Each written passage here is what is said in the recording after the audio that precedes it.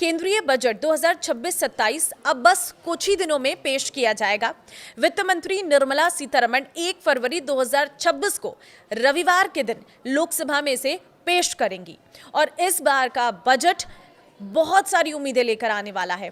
क्या सस्ता होगा, क्या महंगा होगा और किस सेक्टर को कितना बजट मिलने का अनुमान है, आज उसी पर चर्चा करेंगे। इस वीडियो में लास्ट तक बने रहिएगा। नमस्कार, मैं हूं आपके साथ ममता तिवारी और आप देख रहे हैं न्यूज़ 18 का डिजिटल प्लेटफॉर्म। देखिए, वित्त मंत्री निर्मला सीतारमण का ये नवा बजट है लगातार, जो स्वतंत्र भारत के इतिहास में एक बड़ा रिकॉर्ड है।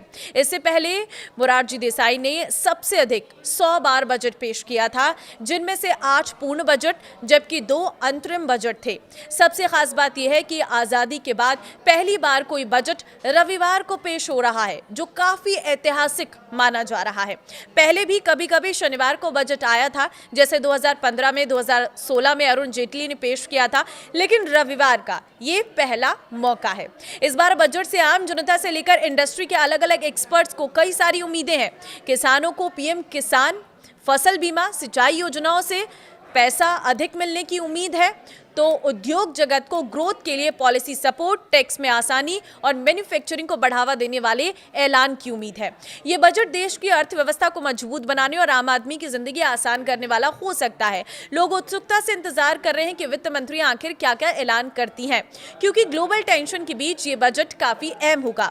सबसे पहली चीज, टैक्स स्लैब में बदलाव की उम्मीद। आप भी जरूर चाहते होंगे, क्योंकि एक्सपर्ट्स का मानना है कि इस बार सरकार पुरानी टैक्स रिजीम के स्लैब में बदलाव कर सकती है।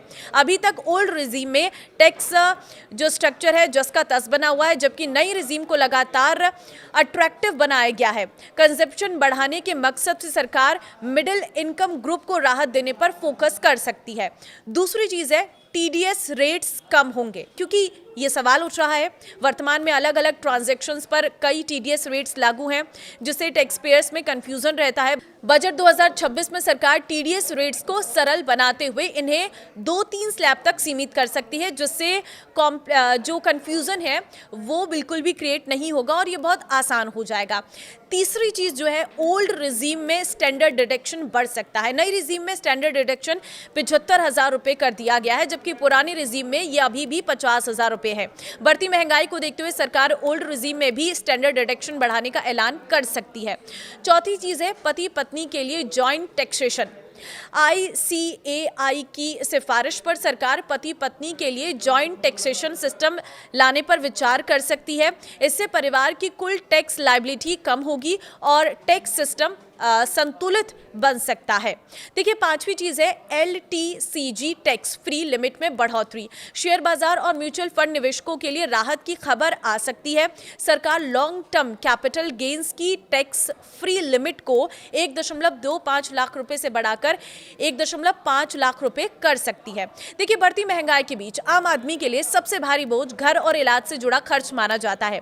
ऐसे में टैक्स पेयर्स उम्मीद कर रहे हैं कि टैक्स स्लैब में बदलाव के साथ साथ सरकार रोजमर्रा के जरूरी खर्चों पर छूट देकर उन्हें राहत दे। मौजूदा समय में होम लोन के जो ब्याज है उस पर 2 लाख रुपए तक की जो छूट मिलती है, ये प्रॉपर्टी की बढ़ती कीमतों के मुकाबले काफी कम मानी जा रही है।